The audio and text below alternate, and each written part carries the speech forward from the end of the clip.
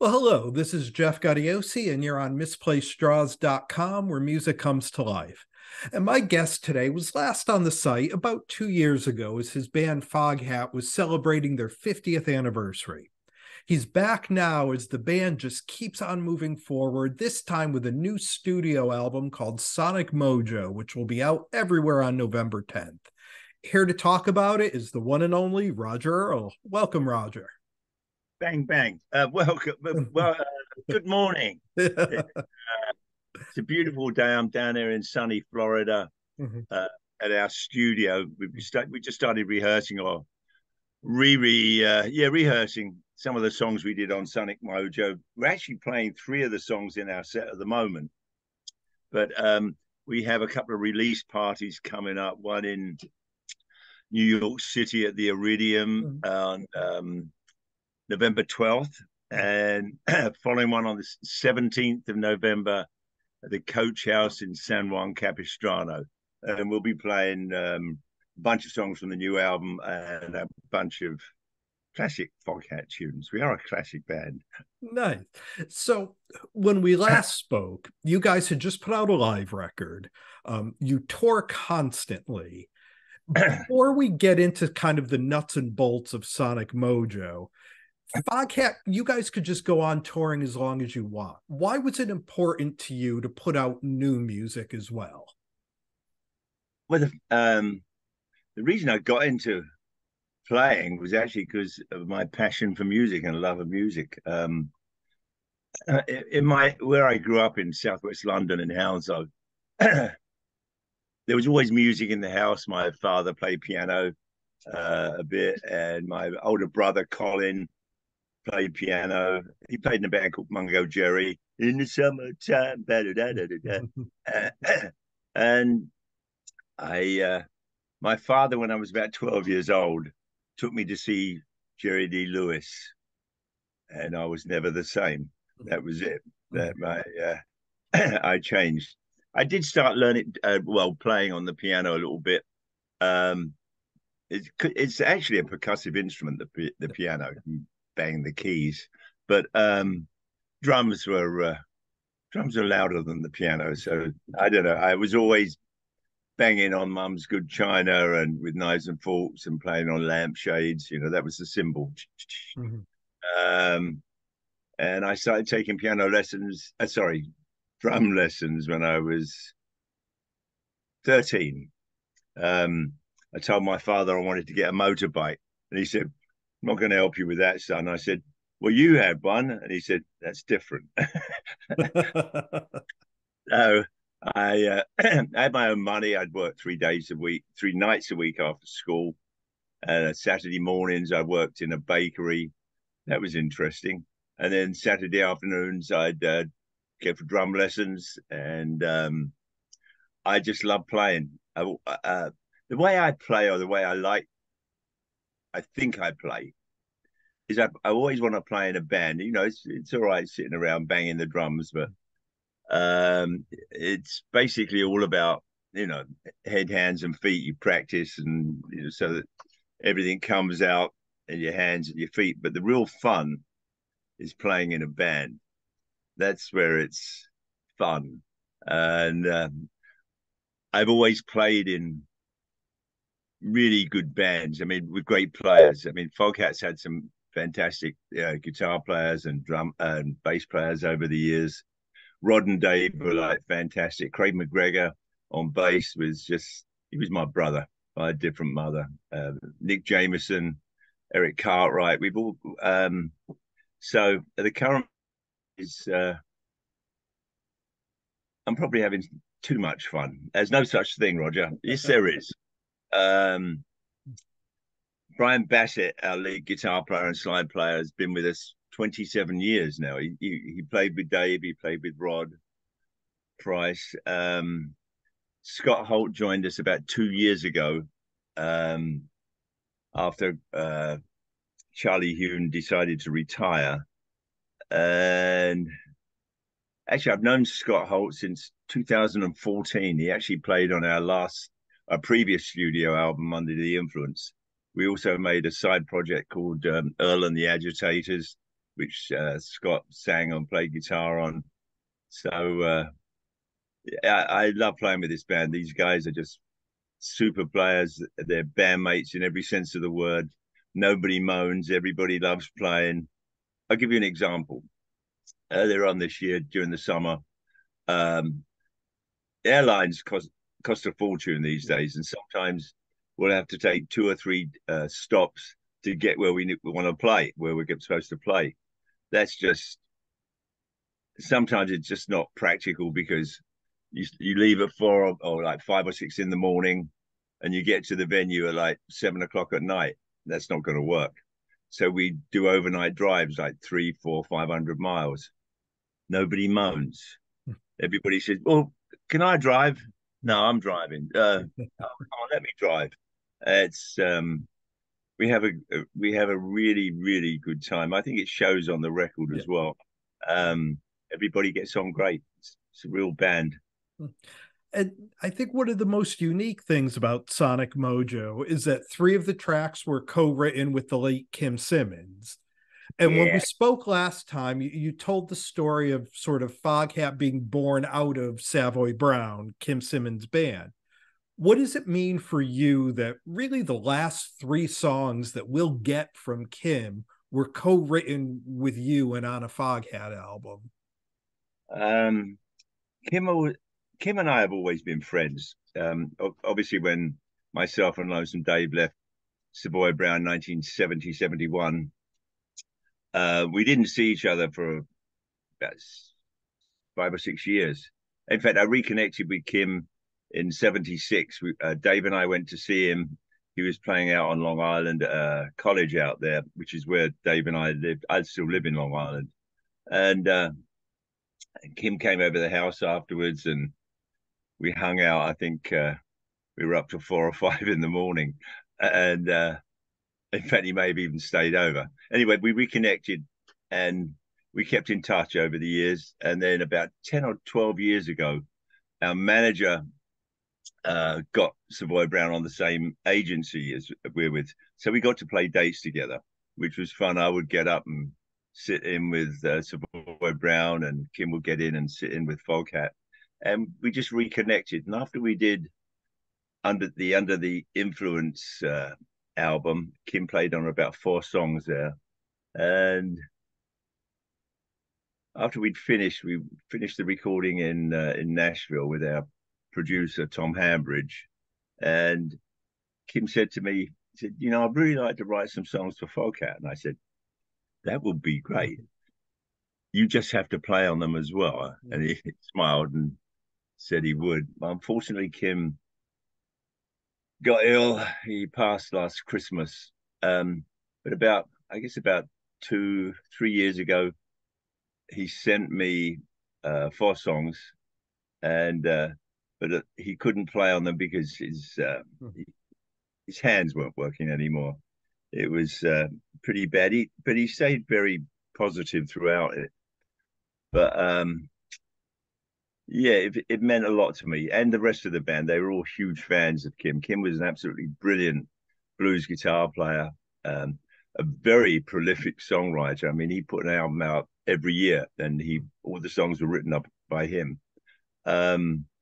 Yeah, I mean, it meant a lot. And I think now I know that we did a really good job on the songs. I was really excited about playing them. It took them a little while to figure out how we were going to approach it, but the lyrics all meant something. They were really good stories, and I think he would have been pleased with it. I think he'd rather be here playing, but uh, I, I was really happy with it, and it felt really good, because of the connection that we had. We were good friends.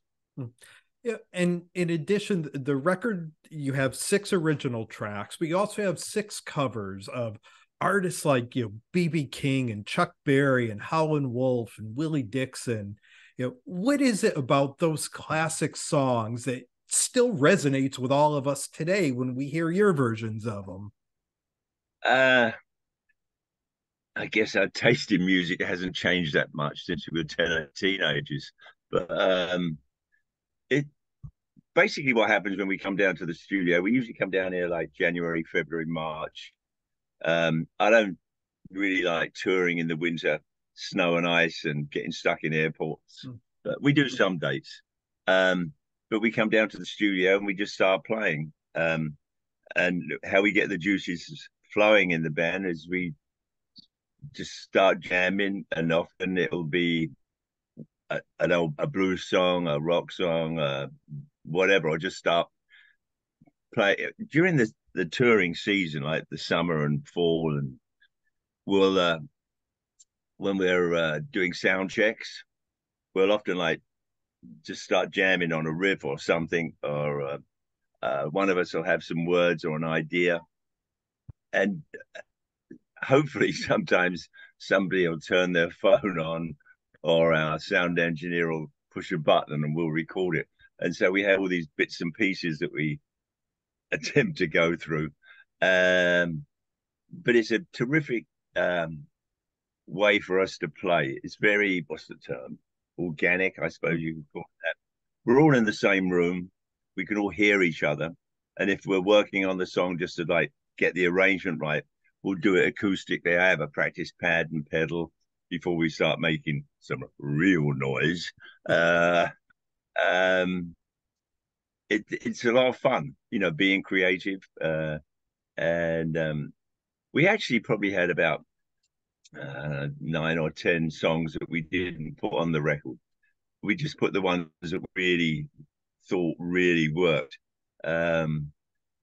Making music is an ongoing process, and like creating new songs, and I'm going to do it until the day I depart this earth, hopefully. So yeah, it's a lot of fun.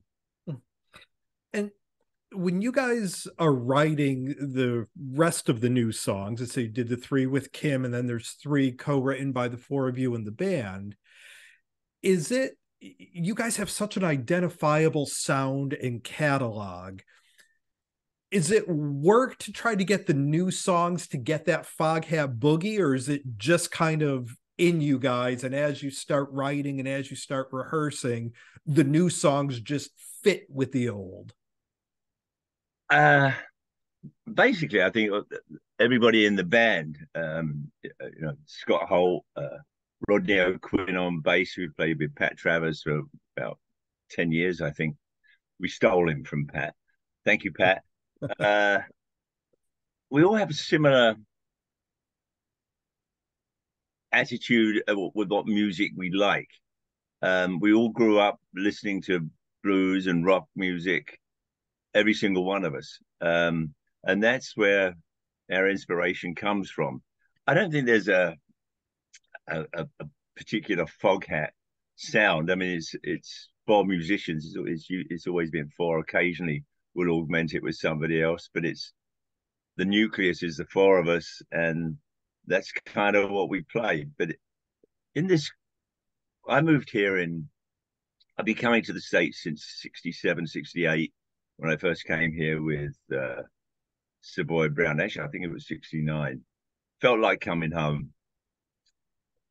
In America, this is where music was born, with the blues, and then we got jazz, bebop, rock and roll, country, hillbilly tunes, folk music probably as well, and of course gospel music. You got this wonderful meeting of all those musics, and America has given music to the world. I think that's the one thing we can truly be. The rest of the world is grateful for that, and I think it's something that everybody recognizes, even to this day. The music that's coming out of this country is inspiring young singers and musicians still.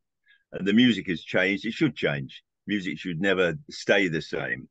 And I think every generation has their own music. And it comes from this land. Yeah, we've got Afghani rappers and Chinese rappers and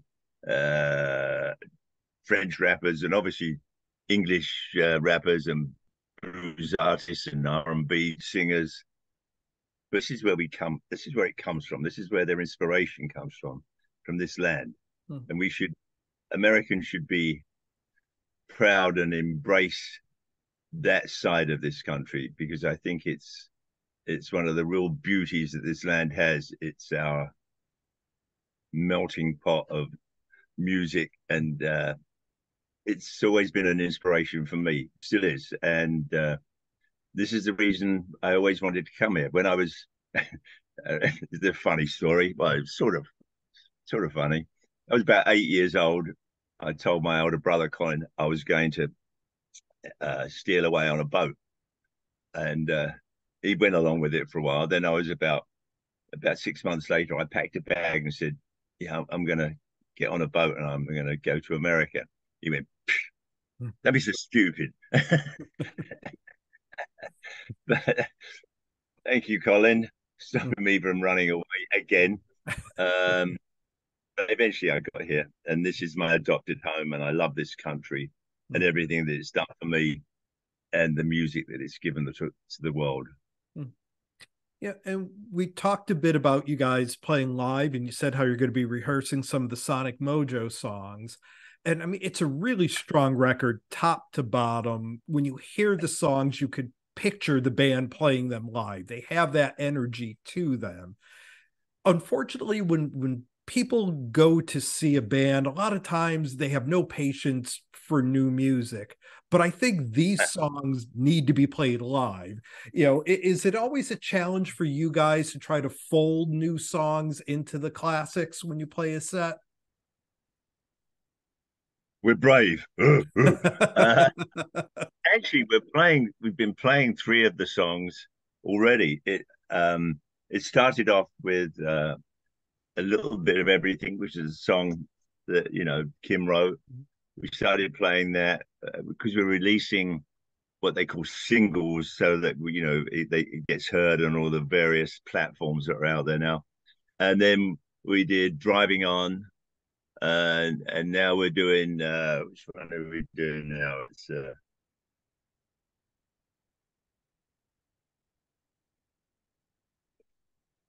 I Don't Appreciate You, which is kind of a rock and roll punk song. It's all about I don't appreciate the way you walk, don't appreciate the way you talk. I don't appreciate your self-entitled attitude. I don't appreciate you. Yeah, we're playing. So our set went from an hour and 15 minutes, and of course we start jamming and figure we'll put this song in that we haven't played in a while. We're up to an hour and 45 minutes. We have a good time. Yeah, playing new material in your set. I mean, I remember I've seen other bands do it, and it's like, to grasp a song, you probably most of the time you need to hear it, I don't know, three or four, half a dozen times. I mean, when you get a new record, I always put it on like three or four times before I start to figure out what I really like, and what's reaching me. So yeah, I agree with you there.